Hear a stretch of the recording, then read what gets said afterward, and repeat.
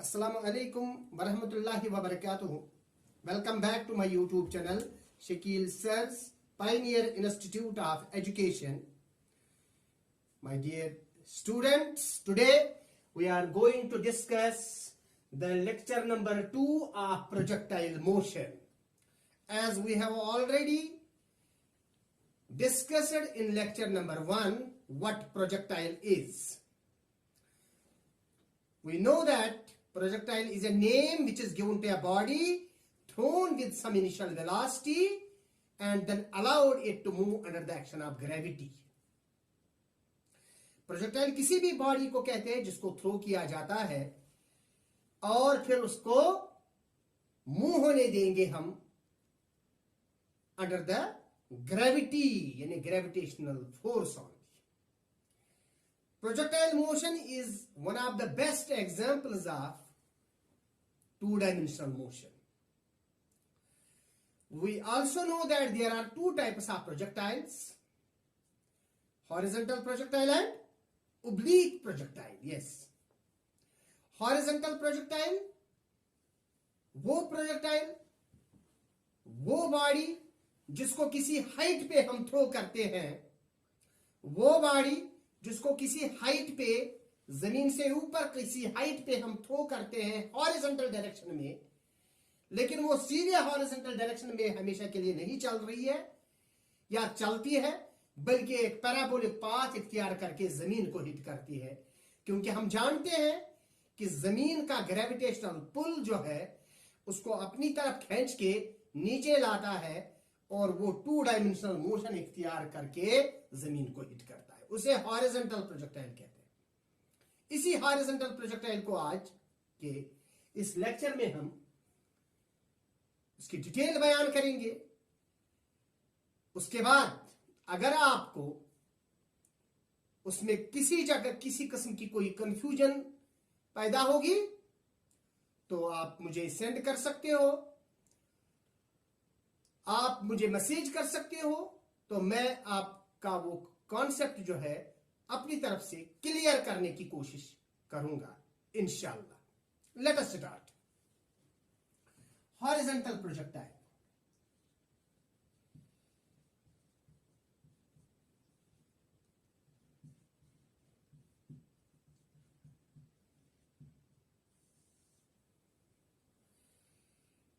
पिछली बार भी comment box में कुछ कमेंट्स आए तो मैंने अपनी तरफ से उनको उनके जवाब दिए और वो पूरी तरह से मुतमईन भी हुए. तो इसीलिए मैं कह रहा हूं कि किसी को किसी किस्म की थोड़ी सी भी कंफ्यूजन होगी तो मुझे लिखिएगा. चलिए जी, हॉरिजॉन्टल प्रोजेक्टाइल. अब हॉरिजॉन्टल प्रोजेक्टाइल जो मैंने कहा कि मैं मान लो कि एक टॉल टावर है और ये ग्राउंड है, ये टॉप ऑफ द टावर है, ये फुट ऑफ द टावर है. This is O, suppose this is A. Let H be the height of the tower.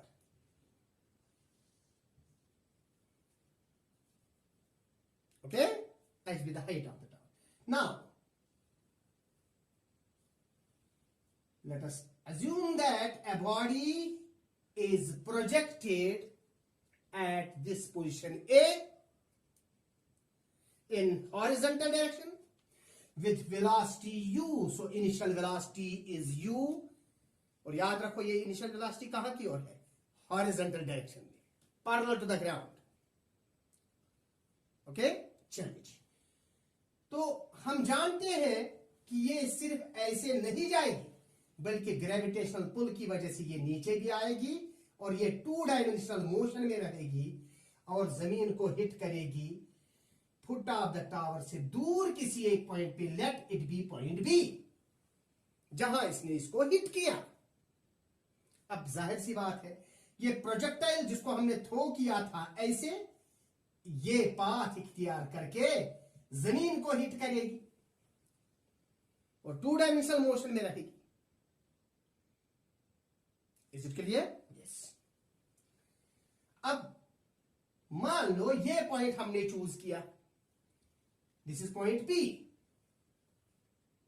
यानी प्रोजेक्टाइल यहां से थ्रो किया था, अब यहां जब पहुंचा पॉइंट पी पे, मान लो टाइम हुआ था टी जब ये पॉइंट पी पे पहुंचा। अब इस पॉइंट पी पे पोजीशन कोऑर्डिनेट्स क्या है?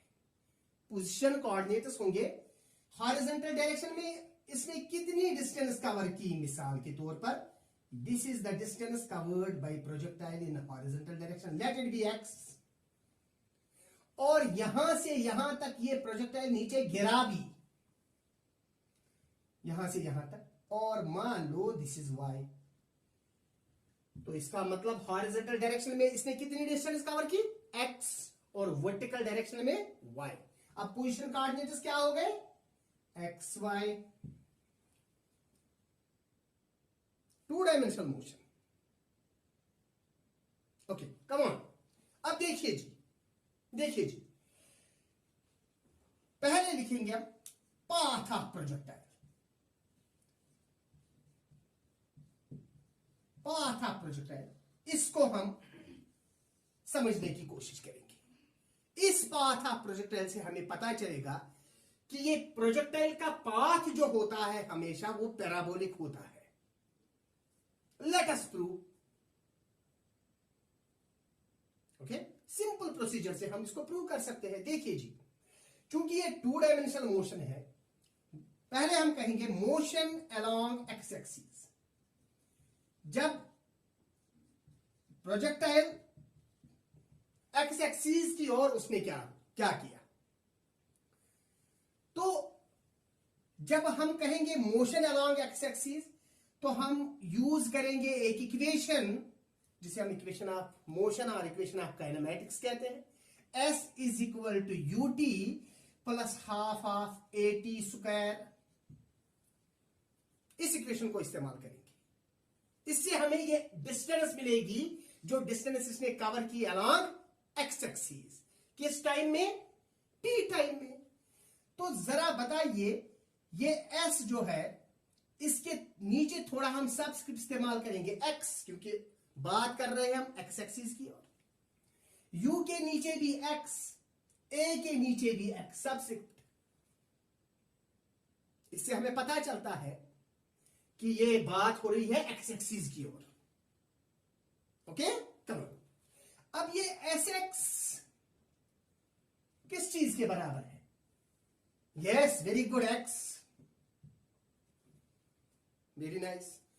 What is you x? Initial velocity along x-axis. What was initial velocity along x-axis? u, yes, u, क्योंकि पहले हॉरिजॉन्टल डायरेक्शन में यानी x एक्सिस में हमने u वेलोसिटी दिया था, तो u, so ux is equal to u. Third thing is t जो है तो वो t ही है। अब a जो है what is ax? अब ये बताइएगा what is ax? एक्सेलरेशन क्या है x एक्सिस की? What is acceleration along x-axis? 0? Yes, 0. Why? Because, yes, there is no force along x-axis. You are right. There is no force along x-axis. X-axis की और कोई force ही नहीं है. If there is no force, there is no acceleration at all. No acceleration. Acceleration खाली vertical direction में है. Gravitational force vertical direction में है. हॉरिजॉन्टल डायरेक्शन में कोई फोर्स ही नहीं। एक फोर्स है, force due to air, resistance due to air, लेकिन हम पहले ही एज्यूम कर चुके हैं कि हमने एक बॉडी को थ्रो किया जो हेवी बॉडी है, वो लाइटर बॉडी नहीं है, उस पर इफेक्ट ऑफ एयर नेग्लिजिबल होगा। इफेक्ट ऑफ एयर नेग्लिजिबल होगा। अदरवाइज जब प्रोजेक्टाइल को बयान किया जाता है तो वहां हम कहते हैं कि वहां बिल्कुल कोई फोर्स ही नहीं होना चाहिए सिवाय ग्रेविटेशनल फोर्स के। Is it clear? Come on. तो ए एक्स हम कहेंगे 0, क्योंकि एक्सेलरेशन अलोंग एक्स एक्सिस कोई नहीं है, कुछ भी नहीं है। अब हम ये वैल्यूज इसमें सब्स्टिट्यूट करेंगे। जरा बताइए क्या लिखूंगा मैं इसके बदले? X, very good, that is equal to U X के बदले u, वेरी गुड, t तो t है, प्लस हाफ ax के बदले 0 t square. x is equal to ut plus 0। तो यहां से हम t निकालेंगे जिगर, t है बराबर x upon u, call it equation number first. तो जब हमने कहा मोशन अलोंग एक्स एक्सिस, वहां से हमने t निकाला, t is equal to x upon u, x divided by u, where x is the distance covered by projectile along x axis and u is the initial velocity with which projectile was projected along horizontal direction at height h above the ground। अच्छा जी, अब जब हमने कहा motion along x axis, अब हम कहेंगे motion along Y axis. Motion along Y axis, इसको हम रब करेंगे यहां, motion along Y axis.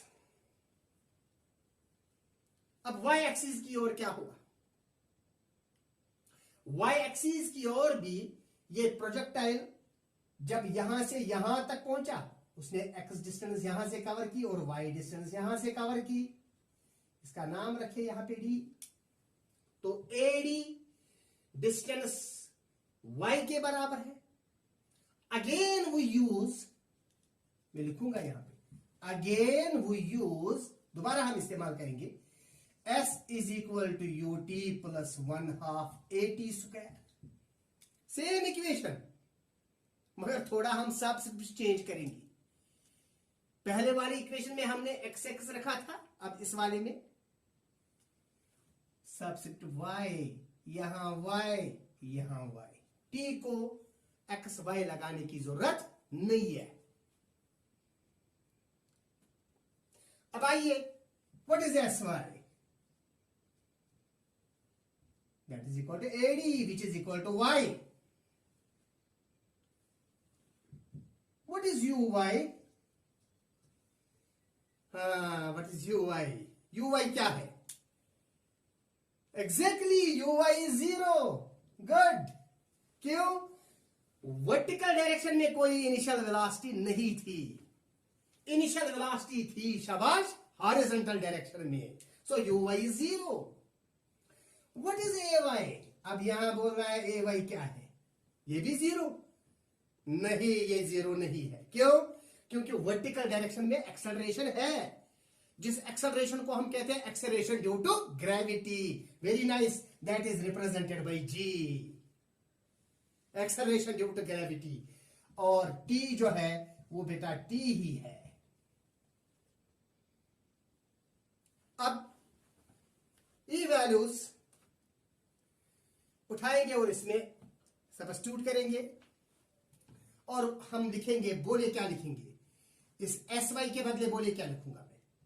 y is equal to 0 t plus half A Y G T square, y is equal to half of G T square. यही निकला, exactly यही निकला। अब t को जो हमने इक्वेशन 1 में लाया था उसको यहां सब्स्टिट्यूट कीजिए, जरा सब्स्टिट्यूट करो Jigar. y is equal half of g, what is t? It is x upon u का whole square. So what is this? It is half of g x square divided by u square and that is y।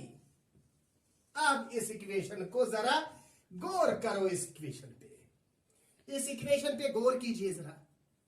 It is y is equal to half of g x square divide by u square. Listen my dear, half constant, acceleration due to gravity किसी जगह constant, initial velocity constant, x variable, y variable. तो क्या हम ऐसा नहीं लिख सकते हैं कि y जो है ये y, इसको हम किसी और कांस्टेंट के बराबर रखेंगे, k इनटू एक्स स्क्वायर, यानी 1/2 या g divided by 2u square के बदले हमने लिखा k constant. So y is equal to k X square. अगर मैथमेटिक्स में हम सीधे जाएंगे, इस पर ग्राफ प्लॉट करेंगे, और जब हम y is equal to some constant X square के दरमियान ग्राफ प्लॉट करेंगे y और x के दरमियान, तो हमें पैराबोलिक पाथ मिलेगा। तो इस इक्वेशन से, मैथमेटिकल इक्वेशन से हमें यही पता चलता है कि path of the projectile is parabolic.